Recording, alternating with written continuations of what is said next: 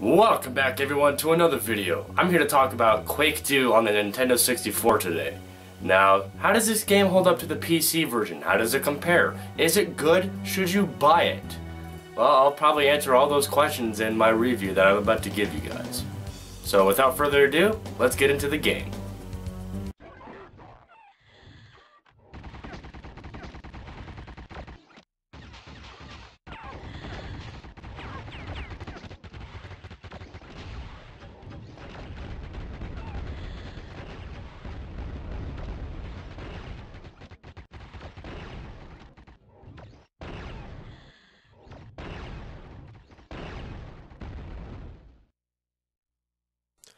Here it is, the mighty Quake 2 on the N64. Something to take note of about this game is that, well, it's not nearly as good as the PC version, which shouldn't be a surprise to anyone. But you know what? It's still, interestingly enough, good. Because of the way that they have the game structured. You see, there are some levels from the PC version that make it into this game, but most of it is either changed or cut out. Like the intro here is totally different, and a bunch of the enemies are all the enemies are still in the game though. All the weapons are in the game, so if you have to worry about that, that's no problem there. They also kept the multiplayer in the game, which I will talk about later. The first thing I want to talk about are the controls, and oh boy, I have a distinct hate for the N64 controller.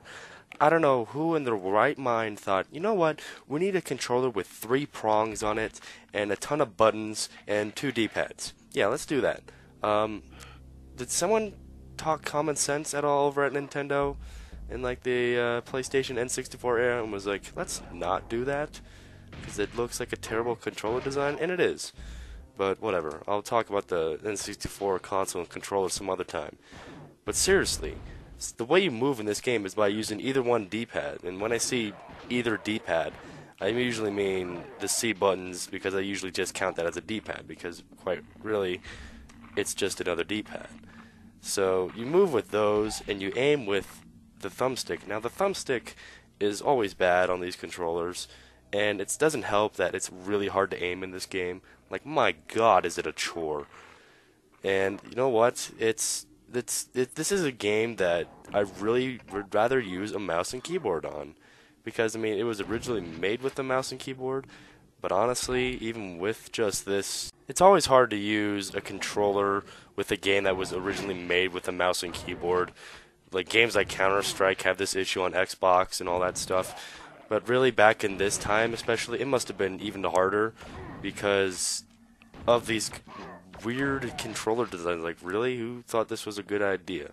But anyways, I'm pretty sure the best controller that you could use for this game would be like the PlayStation 1 controller. I'm saying for this era of gaming, you would want to use the like PS1 or PS2 DualShock controllers, because those are definitely the ones that will help you the most. It's got the dual analog thumbsticks, enough buttons that aren't shoved together, and yeah, it works a lot better than this piece of crap.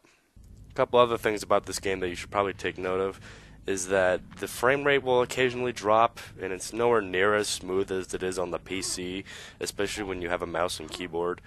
But with this rigid controller, it's just, it's a chore to play, but at the same time, it's kind of interesting, really, that they were able to put Quake 2 on a cartridge. I mean, if you think about it, what other console at this time could do that? The PlayStation 1 could probably hold a little bit of Quake 2, but I don't even know if this came out on PS1. It probably did, I'm just not sure. But I'm just really surprised with this version of it, because I played this a lot when I was a kid, and I was okay with it. But as I've grown up and played, I played the PC version, and I just really prefer that version a lot more than this one because, well, for one, it's just a lot better. But honestly, going back to this, I'm impressed with what they were able to put into this game. It's really quite marvelous to look at, actually. They were able to put in all the details like you just saw there, the decapitated dude still shooting his gun up in the air, the little bugs going around the bodies and stuff. It's little details like that that always make me really happy in games, so I'm really glad those still made it into the final version of this game. And like I said before, all the enemies and all the weapons are still in this game, and they're actually a lot easier to find in this game than they are in the PC version, which isn't surprising considering this is a lot smaller of a game. But yeah, and the Gibbs are still back too, which is awesome, especially when they're just laying on the floor and you can just shoot them with a pistol. Oh, it's amazing. The campaign here is actually pretty long. There's about 40 or 50 missions, and it goes for quite a bit. And like I said, it's very impressive for what they were able to do with this cartridge. You have a variety of weapons to use, like the machine guns, which is very effective. You also get a chain gun in this game, which is awesome. You also get the super shotguns and the grenade launcher, all of which are in multiplayer as well. Speaking of multiplayer, I want to talk about it for a little bit because you can do 4-player split screen on here, which is no surprise considering there are 4 controller ports in front of the Nintendo 64 console, and you got a variety of game modes. Now there's not as many as there are in the PC version. You got Flag Wars, you got your regular deathmatch, you got Death Tag, which is kind of fun, and all the weapons, like I said, the BFG, the rocket launchers, the plasma rifles, all take place in multiplayer, which makes it a lot of fun. So if you don't have the patience to deal with getting through the game like I don't, and you just want to get straight to those fun weapons, you could always just cheat, or you could just go straight to multiplayer, which is actually kind of fun. One thing that I want to mention is that the ambient music in this game is awesome. Like, it was awesome on the PC version, but for some reason I think I'd like the N64 ambient music more. I don't know what it is, but I definitely love it, and I would not mind if I had it downloaded onto my phone. Overall, this game has a little bit of flaws, especially when it comes to the controls, but it's not really the game's fault. But at the same time, it's definitely a game that I'd say you should pick up because it's kind of like a novelty. It's really cool. So if you find it laying around somewhere, pick it up and play it. Get some friends. It's a nice party game once in a while.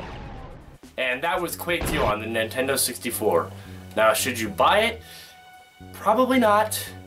But should you play it? I think you should. Just to see what it's like compared to the PC version, which is a lot better, but hey, it's pretty impressive to see that they got all that into that little cartridge. So, thank you guys for watching this video, and I will see you in a later video.